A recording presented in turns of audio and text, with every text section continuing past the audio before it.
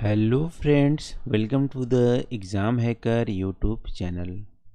दोस्तों, हम लोग यूपीपीसीएस 2021 के एक्सपेक्टेड क्वेश्चंस को डिस्कस कर रहे हैं और इस डिस्कशन के सीरीज में हम लोग ऑलरेडी 14 जो हमारी सेट हैं उसको डिस्कस कर चुके हैं, 14 सेट को डिस्कस कर चुके हैं।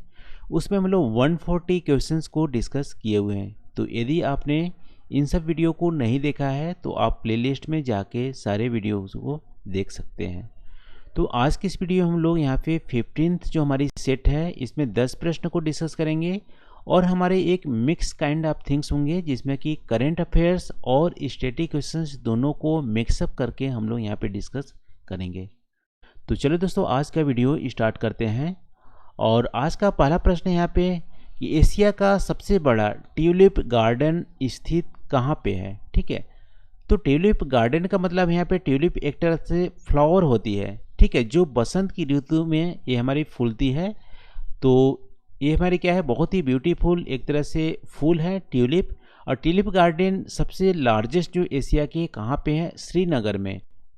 तो श्रीनगर में हमारे 30 हेक्टेयर के आसपास ट्यूलिप गार्डन यहाँ पे बना हुआ है और एशिया के सबसे लार्जेस्ट है।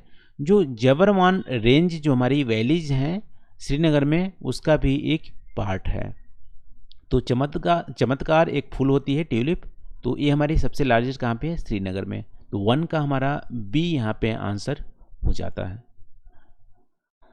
दूसरा है, भारत का सबसे बड़ा फ्लोटिंग पार्ट 100 मेगावाट क्षमता का कहाँ पे स्थित है। ठीक है, ये ऑलरेडी बना लिए गए हैं। इंडिया के लार्जेस्ट जो हमारी फ्लोटिंग पार्ट है अभी हमारी 100 मेगावाट की कैपेसिटी की है, वो हमारे कहाँ पे स्थित है। तो ये हमारे आप बोल सकते हो तेलंगाना हमारा स्थित है। और ये एनटीपीसी द्वारा बनाया जा रहा है, जो कि जो पेडापल्ली जो हमारी डिस्ट्रिक्ट है तेलंगाना का वहाँ पे है। तो 2 का हमारा बी यहाँ पे आंसर हो जाएगा। तीसरा यहाँ पे दोस्तों, वर्ल्ड का सबसे लार्जेस्ट जो सोलर पावर प्लांट है 600 मेगावाट कैपेसिटी की, यानी एक जगह पे यहाँ पे सेटअप की जा रही हैं, जो कि इंडिया में सेटअप की जा रहे हैं, वो कहाँ पे स्थित है। तो पहला तो हमारी जो इंडिया के सबसे लार्जेस्ट कहाँ पे स्थित है 100 मेगावाट की कैपेसिटी का, तेलंगाना में। और ये भी हमारी फ्लोटिंग पार्क है। तीसरा हमारा दुनिया के सबसे लार्जेस्ट जो हमारी 600 मेगावाट की कैपेसिटी की सोलर प्लांट जो हमारे इंस्टॉल किए जा रहे हैं वो हमारी कहाँ पे किए जा रहे हैं, मध्य प्रदेश में। मध्य प्रदेश में भी एक डैम है। ठीक है, डैम का नाम भी आपसे पूछा जा सकता है, ओमकारेश्वर जो डैम है वहाँ पे किए जा रहे हैं। और ये भी आपसे पूछा जा सकता है कि ओमकारेश्वर डैम किस रिवर पे स्थित है। तो नर्मदा रिवर पे ओमकारेश्वर डैम हमारी स्थित है। और ओमकारेश्वर डैम पे भी एनटीपीसी द्वारा 600 मेगावाट की जो कैपेसिटी की सोलर पावर प्लांट वहाँ पे इंस्टॉल किए जा रहे हैं। ठीक है, तो वैसे 3 का हमारा बी यहाँ पे आंसर हो जाएगा, मध्य प्रदेश। आज का चौथा प्रश्न देखते हैं यहाँ पे, जो jaggery festival recently Uttar Pradesh government द्वारा ऑर्गेनाइज किया गया था, यानी गुड़ का फेस्टिवल, इसमें गुड़ की प्रचार करने की क्या क्या वैरायटीज़ बना सकते हैं, ये सब चीज़ें यहाँ पे लाई गई थी। तो जैगरी फेस्टिवल कहाँ पे किस डिस्ट्रिक्ट में ऑर्गेनाइज किए गए थे यूपी गवर्नमेंट के द्वारा। ऑप्शन दिया गया है झांसी, लखनऊ, सहारनपुर और सिद्धार्थनगर।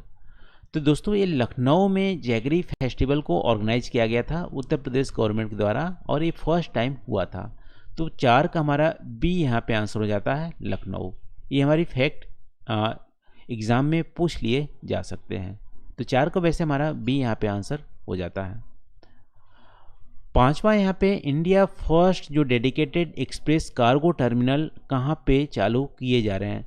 जो हमारी इंटरनेशनल डेडिकेटेड जो हमारी कार्गो टर्मिनल है वो हमारी बेंगलुरु जो हमारी एयरपोर्ट है वहाँ पे हमारे स्टार्ट किए जा रहे हैं, जिसमें से इंपोर्ट एक्सपोर्ट हमारी किसके द्वारा किए जाएंगे, एयर के द्वारा यहाँ पे किए जाएंगे। तो 5 का हमारा सी यहाँ पे आंसर हो जाता है, बेंगलुरु एयरपोर्ट। आज का छठा यहाँ पे प्रश्न है दोस्तों, अरब दुनिया की सबसे लंबे समय तक शासन करने वाले और शांत कूटनीतिक के प्रतिष्ठा वाले सुल्तान काबूस बिन सैद, ठीक है, नाम क्या है, सुल्तान काबूस बिन सैद का हाल में ही निधन हो गया था, यानी 2020 में निधन हो गया था, वो किस देश के थे? तो आपसे यहाँ पे पूछ रहा है कि जो हमारे लॉन्गेस्ट सर्विंग रूलर थे और रिपुटेशन क्वाइट डिप्लोमेसी भी थे, वो हमारे रिसेंटली पास हुए हैं। उनका नाम था सुल्तान कैबूस बिन सैद। तो सैद एक किसके द्वारा किस देश से बिलोंग करते थे? तो ओमान कंट्री से बिलोंग करते थे।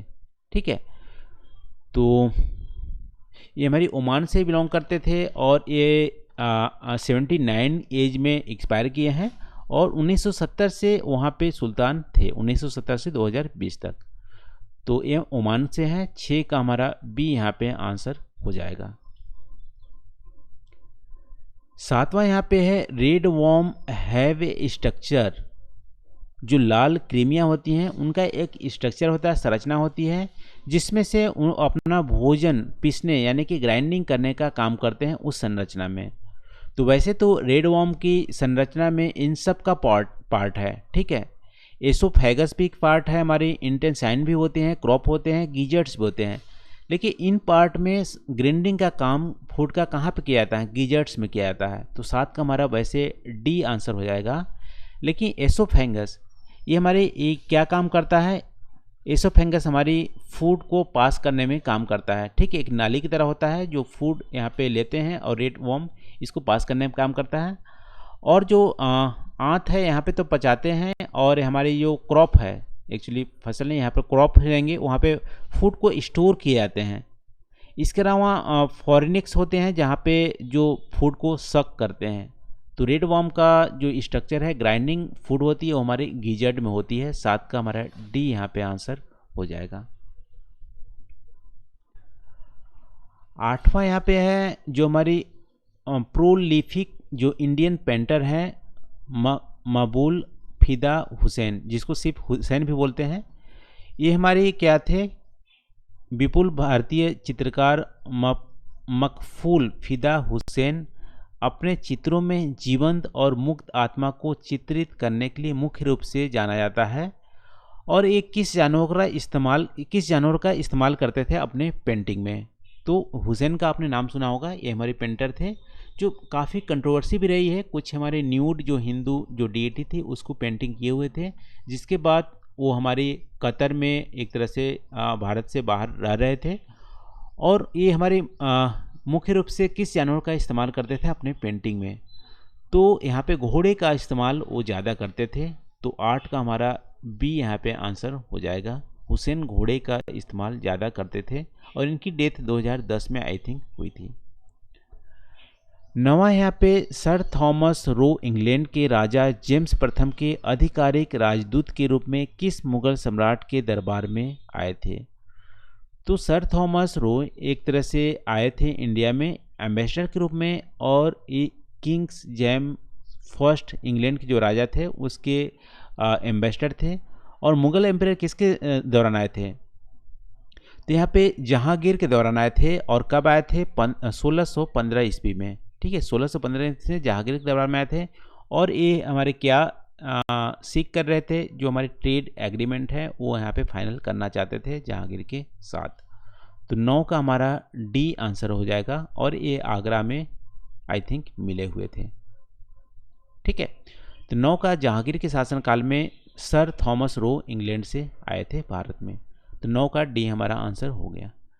आज का लास्ट है हमारे यहाँ पे क्वेश्चन है, what is the more common name for solid carbon dioxide? ठोस कार्बन डाइऑक्साइड का सामान्य नेम क्या है? तो देखो, जो हमारी सॉलिड कार्बन डाइऑक्साइड होती है उसको बोलते हैं ड्राई आइस। ठीक है, ड्राई आइस भी बोलते हैं, सूखी बर्फ बोलते हैं। ऐसा इसलिए क्योंकि जो ड्राई आइस होते हैं उसमें जो हमारी सब्लिमेशन जो क्रिया होती है, जो रिएक्शन सब्लिमेशन जो एक तरह से क्रिया होती है, उसमें क्या होती है? बर्फ डायरेक्टली हमारी क्या होती है? एयर में, यानी इवेपोरेट हो जाते हैं, एयर में कन्वर्ट हो जाते हैं।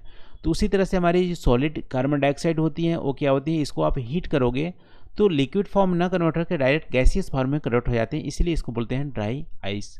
तो 10 का हमारा बी यहाँ पे आंसर हो जाएगा, सूखी बर्फ या ड्राई आइस।